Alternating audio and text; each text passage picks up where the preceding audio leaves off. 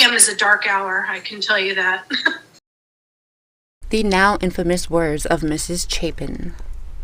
2 a.m. is a dark hour, I can tell you that. What do we think Mrs. Chapin means by that? 2 a.m. is a dark hour, I can tell you that. When somebody says, I can tell you that, it's almost like I can tell you that much. Meaning, this is an amount that I can tell you because this much I know. So she felt like she was able to say that amount, because remember, there was a gag order, even though she wasn't safe to, because it goes directly against the time frame that they give us. But also, why would she say that? She didn't just pull 2 a.m. out of her behind. Is because Hunter Chapin, Ethan's triplet. I believe in my heart of hearts, Hunter witnessed Ethan's attack. He saw his brother get attacked. And I think right away, he informed his parents, hey, Ethan's getting in another fight, or Ethan got in a fight and he's in pretty bad shape. I feel that the Chapins were some of the very first people to know that something happened. Not necessarily to the girls, or especially Kaylee and Maddie, because A, that hadn't even happened yet.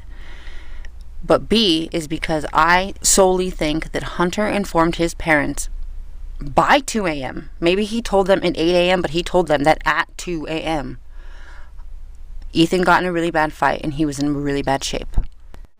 And this reminds me, I noticed something the other day that I want to point out to people, because I had already kind of noticed it, but it's way more prevalent and based off of everything that I'm like learning and saying, I think it's for a very, very good reason. Not good reason, it's for a very horrible reason, but the people that are doing it because of, quote unquote, a good reason for them.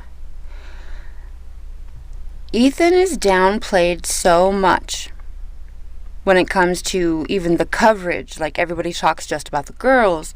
Everybody's convinced that the girls were the targets and blah, blah, blah. And I'm going to show you this People magazine article from just July of this year, like June or July of this year, 2025. And this article enrages me. It is ridiculous, but we're going to go over that, and I'm going to tell you my little theory on this whole, like, downplaying of Ethan. So this little part right here, this little tiny paragraph, you can't even call this a paragraph, it's like 2 sentences. Out of all of this, everything you see before this little part right here, and everything after, see all this after, all of that. This little bitty, where'd it go? There it is. This little 2 sentences is all they really say about Ethan. It actually goes on to have this other little actual paragraph where it says officers wrote that his body was found laying in the bed with it halfway covered, right? That's it. Out of that entire article, which is a fairly long article. Yeah, there's a bunch of advertisements, but it's a fairly long article, and that's all they say about Ethan. They literally say nothing about Ethan. And then 2 more things about this I want to point out is, look, this paragraph here says Coronado and Goncalves were stabbed so many times, according to these reports, that their surviving roommate Dylan Mortensen initially misidentified the 2 young women when officers arrived on the scene. Are they implying that Dylan saw both of them? That Dylan saw Kaylee and Maddie before the police got there? Because that was never said. And if it was said, is this like, what is that? And this article was written, like I said, just like 6 months ago, not even. Isn't that after the information was already out that Dylan supposedly didn't see anybody? Excuse my language, but like, that enraged me. And then the next one was just that, the police reports make no mention of the DoorDash order. It's because it's not real. So this article is pushing this is an example of a bad article. You don't want to read this crap, because this is pushing the false theory, the false narrative, the BK narrative. This article is enraging, and it says nothing about Ethan. And everything we consume about this case says very little about Ethan and what happened to Ethan and just anything about him. Even the mainstream media coverage, they even don't even talk about him. They just focus on the girls, right? Why? Inadvertently, even though Xana was kind of the first main target, it's all Ethan. The jealousy, the rage, and the envy was against Ethan, their own fraternity brother. And that's who the true target was. Yes, they physically targeted Xana, but the internal, the emotional, the torture trauma, like, target was Ethan. Ethan is the key to this entire effing thing, him and Xana. And the reason why it's so effed up with the MKXE and the downplaying of Ethan is because that is literally keeping people from believing and understanding that Ethan and Xana were the true target. You only have to look at like a handful of videos of Ethan and Xana together to realize that, yeah, they were in love with each other, and Ethan did really love Xana. So there's no effing way that he would not hear the love of his life fighting for her life on the floor in the same room, right? And then plus also this, right? So they tell Dylan and us that it was most likely Xana that Dylan heard, right? So they're expecting us to believe that it was Xana that was running up and down the stairs, right? So then if she's found on the floor, according to their theory, if she's found on the floor in that room, that means she ran into that room. What, did she run into the room silently and get tackled silently? No. She would have been screaming, most likely Ethan's name, because that's her protector, and then Brian would have had to have tackled her onto the floor, and like, what, Ethan's not going to wake up for any of that? No. There's no effing way. Bethany said that he was very protective over all those girls. If he wouldn't have been the second to be attacked, he would have protected all of them. But that was just a little rant about the downplaying of Ethan. Sorry about that. Let's get back on track, shall we? At 2:15 a.m., Kaylee texts her ex-boyfriend and says, "Hey, I got your vape. You can come and get it." This is the same vape that we see her hitting in the grub truck footage, which is supposedly from before 1:56 a.m., and also the vape that they found underneath her body, okay? So she was attacked at 4 a.m., but she texted somebody 2 hours earlier about the vape. Was she just holding on to the vape the entire time? I don't think so. And I do not think that 156 is correct of them getting home. I do not. Jack Showalter, in his phone interview, the guy that's with them in the grub truck footage, says that he was with them at the grub truck from 2 to 2:30. I think that's correct. I really do. I don't believe the 156 at all, okay? So then that means that either as they're getting home or when they got home is when they start rapidly texting and calling, or calling, not texting, but calling Kaylee's ex-boyfriend.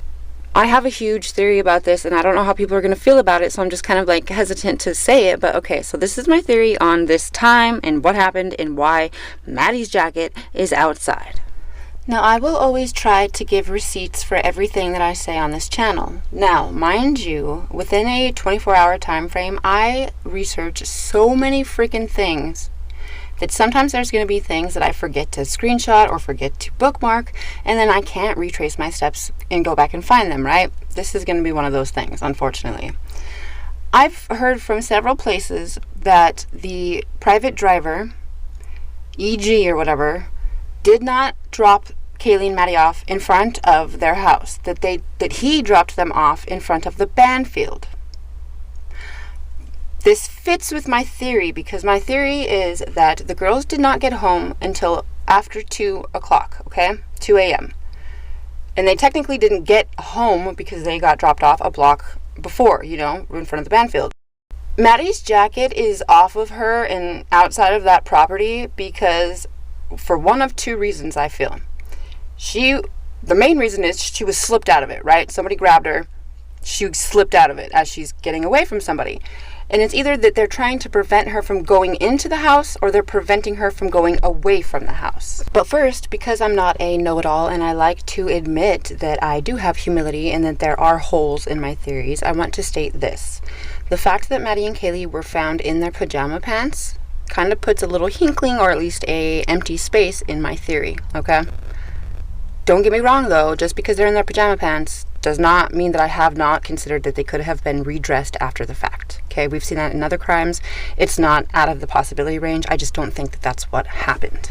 Now, based off of where the stairs are to the 3rd floor, I have a feeling that the girls didn't even bother with the front door. They went in the sliding glass door. That way they just go through the kitchen and then they can go straight up to their part of the apartment or the house, right? So there could be a possibility that there's, you know, at least a little chunk of time there where Kaylee and Maddie did not go downstairs.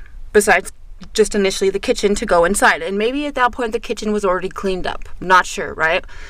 But either way, that they didn't see Xana in her room is what I say. And then I do feel that Kaylee and Maddie dressed themselves in their pajama pants. And I feel that the reason why Maddie's jacket is out there is because it was right there next to her. She grabbed it to run for help.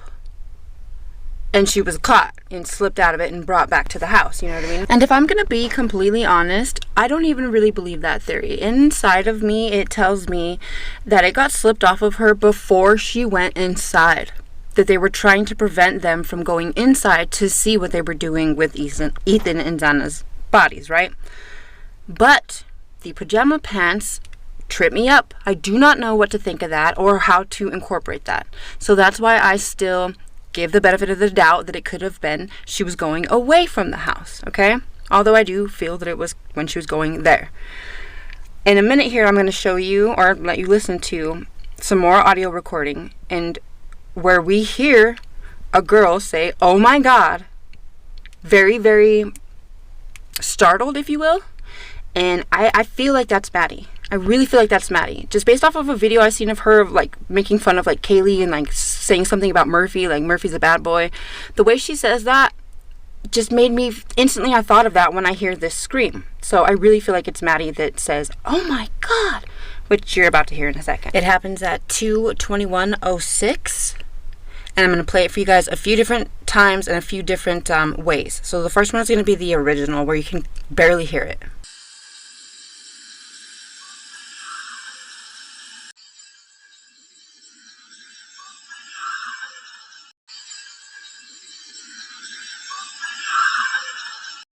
That's how deeply buried the voices are in the Linda Lane audio. That's how far I have to dig to get the audio. And then I just slow it down and you get...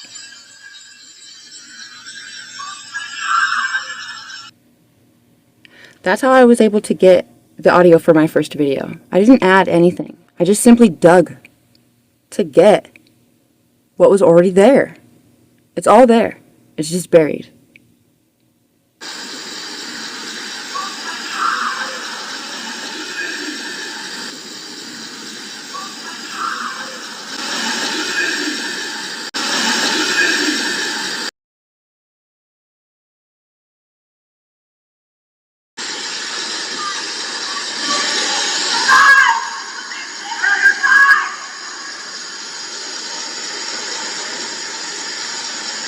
Many people believe that this is Maddie saying, "You guys, blah, blah, blah, blah, blah, the other side." And though I do agree that yes, it's Maddie, I hear something completely different.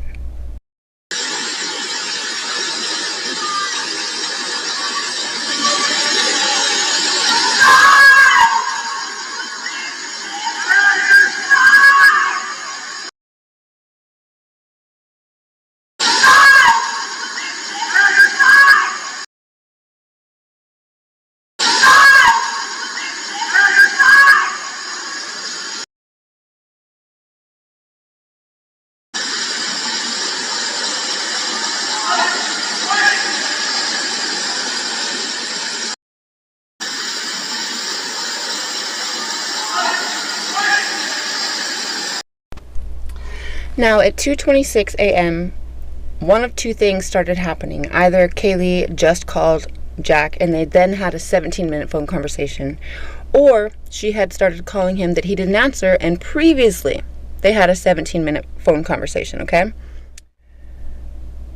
He claims not to remember this phone call, right? And he also claims to love Kaylee.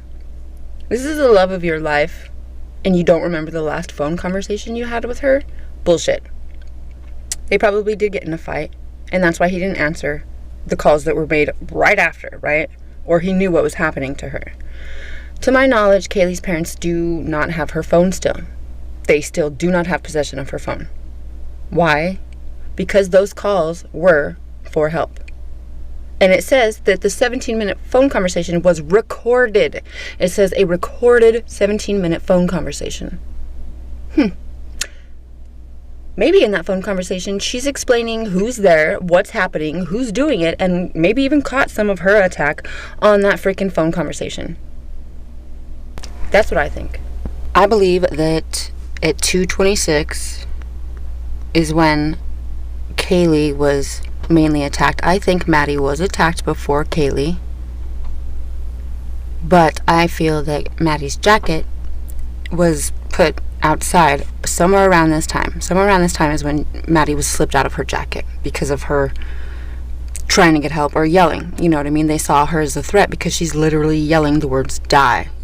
If you're a perp, you don't want that being heard by the neighbors, right? Which, by the way, what the F is wrong with these neighbors? Because they clearly heard this. Someone had to have heard any of this.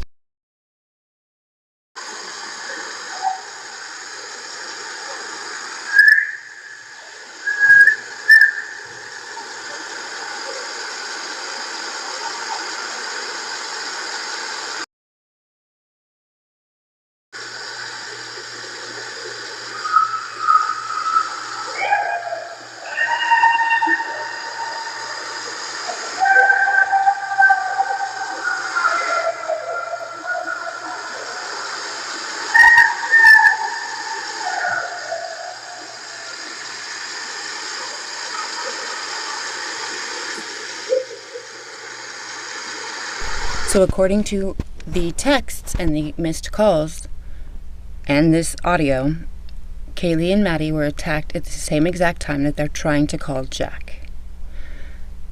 This makes the 17-minute phone conversation right before these calls extremely important and extremely sketchy. I don't think that Jack did it, and I don't think that he's responsible, but I know that a lot of those other students know a lot more than they're telling us. So I want to say this too. All the bystanders that I pointed out in Ethan and Xana's attack video, I think that they left, especially that first car, they left under the impression that it was still just a fight, that Xana and Ethan were still just getting severely beaten up. That's why I think a lot of these kids in the morning, once they found out that these other people were unalived, were so shocked, is because they would have that guilt, and it would just kind of weigh on them that, like, oh my God, if I would have stayed, like, I don't know. Somebody should have stopped it. That's for damn sure. And they say at 2:53 that Maddie called Bethany, and Bethany didn't answer, okay? That's very sad, okay? Because that means that Maddie's last phone call ever was to Bethany, and Bethany didn't answer. Mind you, I do not think that Bethany and Dylan are at the house right now at this time that Kaylee and Maddie are getting attacked. I honestly don't think that Bethany and Dylan got back until 4 in the morning. I think that's where that time frame comes from.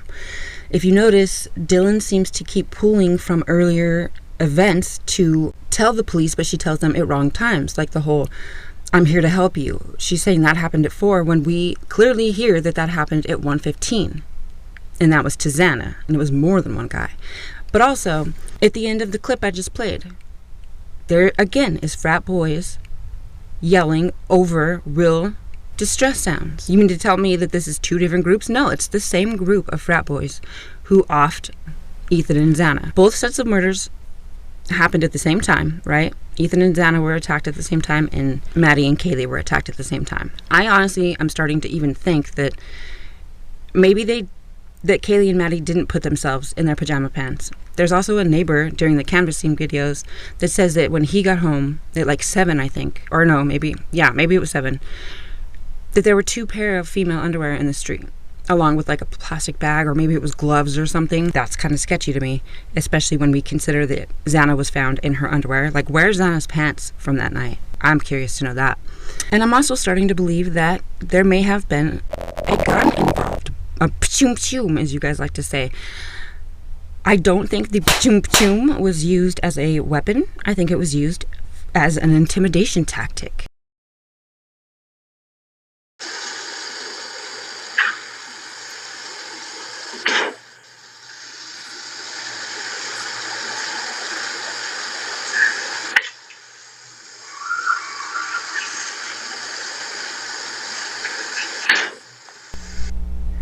Whoever the hell is closing those car doors by this apartment complex definitely heard that scream.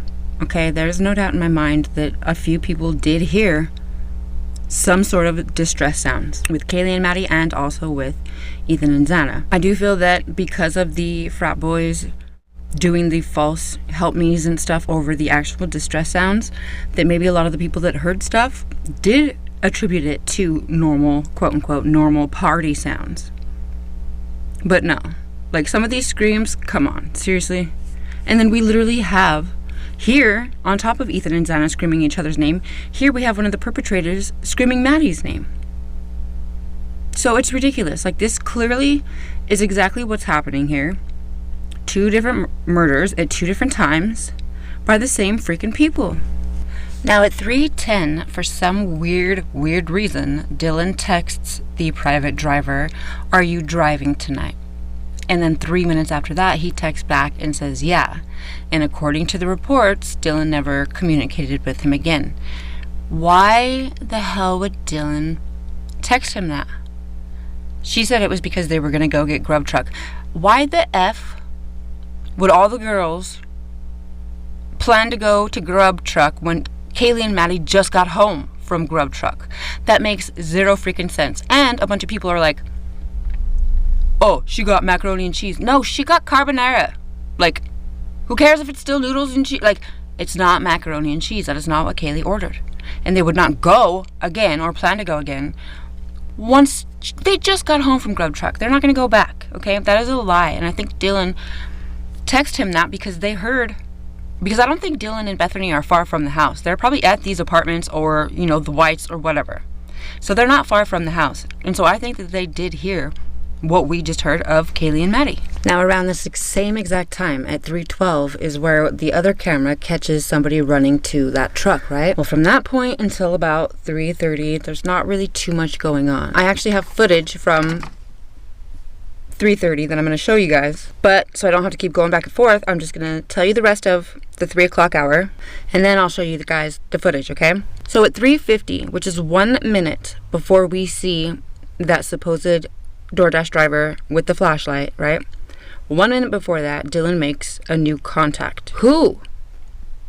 And then a minute after that, we see the DoorDash driver supposedly with his flashlight, her flashlight. And then at 3:59, the DoorDash is supposedly received, right? Who the hell is that contact? And I doubt it's the DoorDash driver. It probably has something to do with what's happening, okay? And then on that camera, around this time that the footage is that I'm about to show you, there's a thud. Remember how originally they said that Dylan passed out when she saw the bodies, or somebody passed out, Bethany passed out? Maybe when they got home, that thud is one of them passing out. Because remember, Dylan likes to pull from previous hours to talk about, right? Maybe that's the thud. Maybe one of them did pass out as soon as they got home and saw the entire freaking mess. Now, I hope this doesn't get too confusing, but everything that we just heard could very well be only Maddie's attack. And I say that because the footage I'm about to play for you at 3:30, I'm pretty sure what the perp is saying is directed towards Kaylee. So I think that's when Kaylee is unalived.